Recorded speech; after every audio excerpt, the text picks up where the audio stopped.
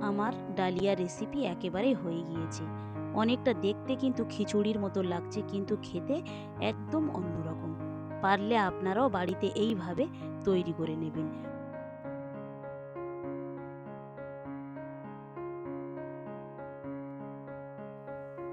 উপর থেকে একটু ধনিয়া পাতা দিয়ে দেবেন, তাহলে কিন্তু গন্ধটা আরও সুন্দর বের হবে।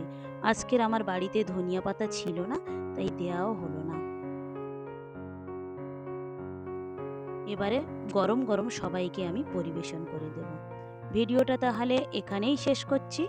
ভালো থাকবেন, সুস্থ থাকবেন, আর ব্লগটি কেমন লাগলো অবশ্যই জানাবেন। ভালো লাগলে একটা সাবস্ক্রাইব করে দেবেন। দেখা হবে পরবর্তী ব্লগে।